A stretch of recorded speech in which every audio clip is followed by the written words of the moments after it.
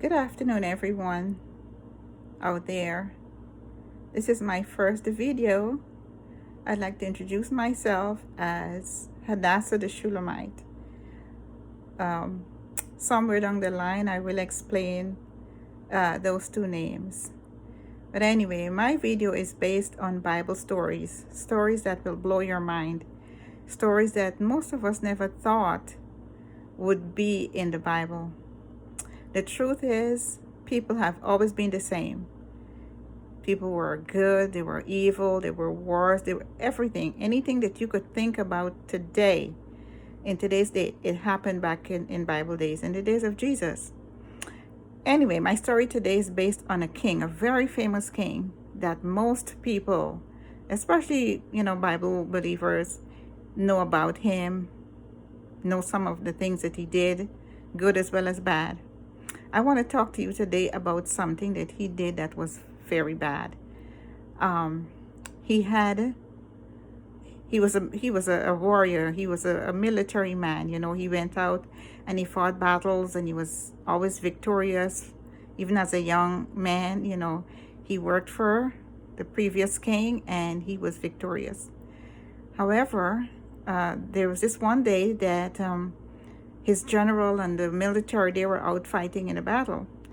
And he was at home. Maybe he was a little bit bored, but he decided to take a walk on his around his house. And he looked over on the roof of another building, and there was this beautiful woman taking a bath. Of course, it was hard. I guess it was hard for him or anybody to not look, And as a man, of course, he looked and he lingered and he lusted. Later, he called for one of his servants and he said, "Go find out who that woman is. I need to get to know her." So the servant obeyed. He went and he came back with a report. He said, "Her name is Bathsheba and her husband is in the military. He's in your military fighting the war. He's not there." So anyway, he said, "You know what? Go and get her for me. I need to see her." He probably didn't say why. Of course, he didn't have to. But anyway, he went and did as he was told. And she came. When the king calls you, guess what? You came. So she came, and the Bible didn't say how they talked or what happened before. But the fact is that he slept with her, and she became pregnant. Of course, he didn't know right away. Neither did she. But when the time came and, she knew what was happening, she sent and she told him, "I'm pregnant." And of course, he knew that it could not have been her husband because he was away. The Bible doesn't say how long the husband had been away, but, so I guess he scratched his head, "Oh my, what am I going to do? This is, I guess, that's something he didn't think about." However, I guess back in those days, they didn't have birth control. He probably would have popped her some, but, anyway, make a long story short, he said he came up with a plan. He said, "You know what? I'm going to send for her husband. Let him come home," because I'm pretty sure she told him right away. Maybe she might have been weeks. We don't know how far along she was, but, we can safely assume that it wasn't a long time before she informed him. So he sent to the military to his general. His name was, I'll tell you about it in a little bit. But anyway, he sent for her husband. His name was Uriah. And Uriah came, and the king said to him, "Uriah, you're a good soldier. I heard good reports about you." I'm assuming that these are the things he said, because he has to have something to make him feel less guilty, I suppose. So he said, "You know what I want you to do? I want you to go home and spend some time with your wife. You deserve that." And Uriah said, "No, I don't feel good doing that." He was a loyal soldier to his comrades. He was like, "I don't feel good going home, having a good time with my wife and my family, and my comrades are out there fighting and Lord knows what's happening. I don't feel good doing this at all. I'm not going to do that." So the king, tried to impress him. He wouldn't listen. However, Uriah decided that he was not going to go home. And David decided he had to come up with another plan. So the other plan was he's going to invite him and make him drink and maybe get drunk or whatever. And hey, when a man is drunk, he don't think so clearly. So that's what he did, and he ate, and guess he prepared the best type of meal that he could come up with for him, and said, okay, now go on home. Uriah went and he stayed on the stairs. He did not go into his wife. And after maybe a couple of days, I don't know, he sent him back to the war with a letter to the general saying, put this man in the hottest part of the battle. And he did that. He took the letter. Of course, the poor man didn't know what was going on. And I guess when the letter was given to him, I suppose it was sealed, and he wouldn't dare open it, so he took it to the general. I think his name was Joab. And Joab did what he was told. And the plan worked. After, I don't know how long after, but the Bible doesn't say, Uriah the Hittite was killed in battle. And David sent and got Bathsheba, and she became his wife. That's how they did back in the days. And so before the baby was born, the prophet in those days, his name was Samuel.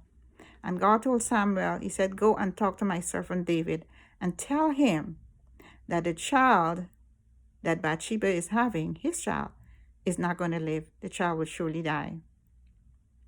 So he went and he told David, there is his name. King David, that was his name. That was the king I'm talking about. Most people are familiar with King David. And he said, there was a man, a rich man. He had so much. He had wealth, he had cattle, he had everything. And then in the same city, there was a man that had one little lamb that he loved and he nurtured, from a little, maybe let's say from when it was born. So guess what this rich man did? He sent and he got this poor man's little ewe lamb to prepare for his friend that was coming into town, was coming to visit. Now he's got loads of cattle all over the place, but he didn't want to use his for his friend. So he took this man's little lamb and prepared the meal for his friend that was coming from out of town.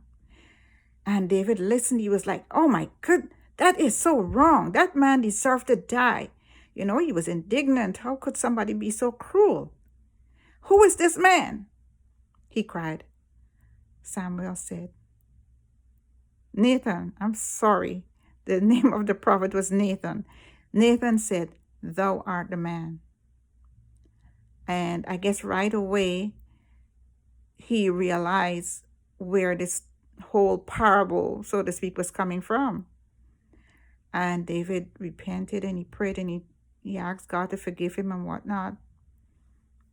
Nathan the prophet said to him, you will not die. God said you will not die, but the child will surely die. So when it was time for Bathsheba to be delivered, David prayed and he cried and he fasted. And the Bible says he laid prostrate on the ground, I guess with most of his clothes off.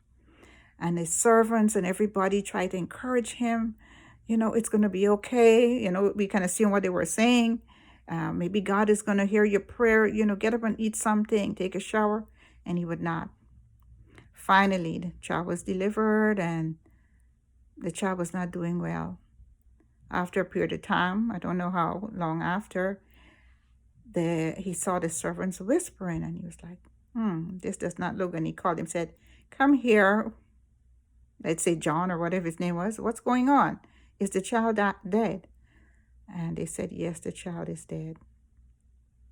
David promptly got up, went in, took his shower, cleaned himself up, and requested food. So everybody was like, what in the world is this? This man was there about to die from grief, and here it is, the child is dead, and he's up and asking for food. So they were bold enough and they said, what's going on, King David? You were crying and weeping, and now the child is dead. And the wise King David said, the child is gone. I cannot bring him back. And I guess in his mind he's thinking, it's all my fault, but I'm pretty sure he didn't confess that to them. He said, I will go to the child, but the child will never come to me.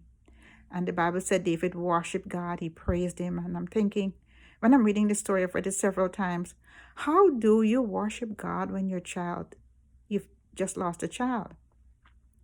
But I guess David was so committed to God that he understood that his actions resulted in the consequence of him losing his child.